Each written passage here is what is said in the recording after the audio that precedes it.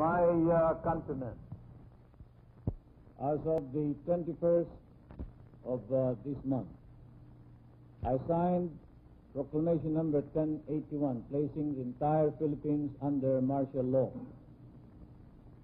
This proclamation was to be implemented upon my clearance, and clearance was granted at 9 o'clock in the evening of the 22nd, last night. I have proclaimed martial law in accordance with the powers vested in the President by the Constitution of the Philippines. The proclamation of martial law is not a military takeover. I, as your duly elected President of the Republic, use this power, which may be implemented by the military authorities, but still is a power embodied in the Constitution to protect the Republic of the Philippines and our democracy. A republican, a democratic form of government, is not a helpless government. When it is imperiled by the danger of a violent overthrow, an insurrection, or a rebellion, it has inherent and built-in powers wisely provided for under the Constitution. Such a danger confronts the Republic of the Philippines. Article 7, Section 10, Paragraph 2 of the Constitution provides, and I quote, "The President shall be Commander-in-Chief of all the armed forces of the Philippines, and whenever it becomes necessary, he may call out such armed forces to prevent or suppress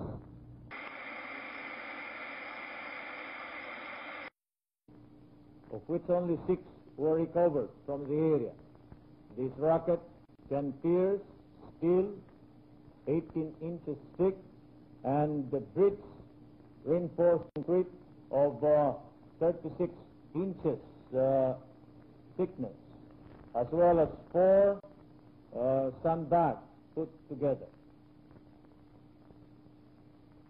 Also captured by our government troops in this Palanan landing were 2 Browning automatic rifles, which were originally looted by defector Victor Corpus from the arsenal of the Philippine Military Academy. 5 Garand or M1 rifles, 1 telephone switchboard, 7 telephone sets, some magazines for rifles, and many revealing subversive documents. This landing of military armaments and equipment in Palanan, Isabela, indicated, 1, that the claim of the New People's Army that they are well funded, plenty of money, has basis in fact. 2, that they now have sources of funds and equipment not only from inside the Philippines but also from outside our country. 3, that the Communist Party and the New People's Army are capable of landing armaments, military equipment, and even personnel in the many points unguarded in the long sea coast of the Philippines, which sea coast is twice that of the United States. The defense establishment has admitted that there have been attempts to infiltrate the military organizations as well as the office of the Secretary of National Defense. There have been various incidents and attempts to sabotage not only the operations of the armed forces of the Philippines but the operations of the national government. It has been reported that the communication system of the Philippine Constabulary is being utilized by the subversives. The subversives have organized urban partisans in the greater Manila area, and they have been and still are very active. They have succeeded in some of their objectives. The violent disorder in Mindanao and Sulu has to date resulted in the killing of over 1,000 civilians and about 2,000 armed Muslims and Christians, not to mention the more than 500,000 of injured, displaced, and homeless persons, as well as the great number of casualties among our government troops. At the same time, the economy of Mindanao and Sulu is almost completely paralyzed. I assure you that I am utilizing this power for the proclamation of martial law vested in me by the Constitution for one purpose alone, and that is to save the Republic and reform our society. I wish to emphasize these two objectives. We will eliminate the threat of a violent overthrow of our Republic, but at the same time, we must now reform the social, the economic, and political institutions in our country. The plans, the orders for reform and removal of the iniquities of that society, the cleanup of government, of its corrupt and sterile elements, the liquidation of the criminal syndicates, the systematic development of our economy, the general program for a new and better Philippines will be explained to you.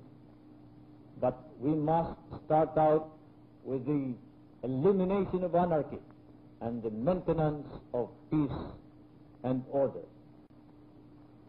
I have had to use this constitutional power in order that we may not completely lose the civil rights and freedom which we cherish. I assure you that this is not a precipitate decision, that I have weighed all the factors.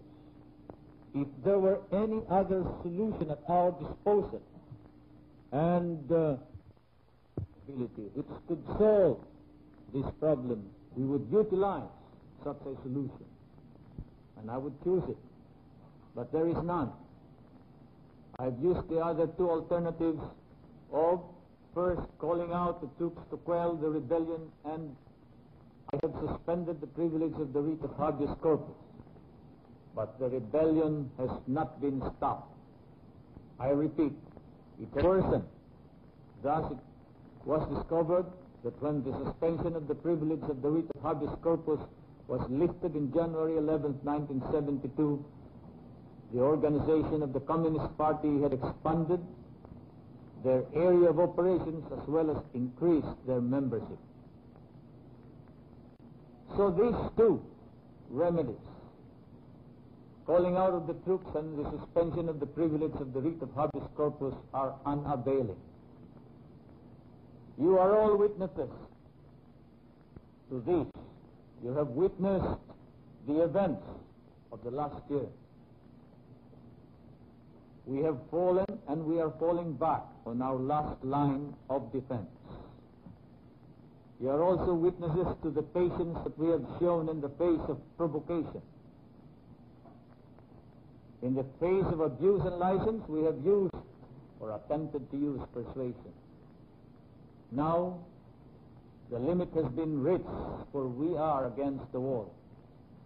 We must now defend the Republic of the Philippines with this stronger power granted by the Constitution.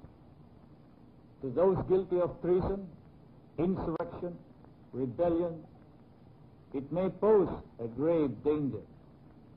But to the ordinary citizenry, to almost all of you, whose primary concern is merely to be left alone, to pursue your lawful activities, this is the guarantee of that freedom that you seek.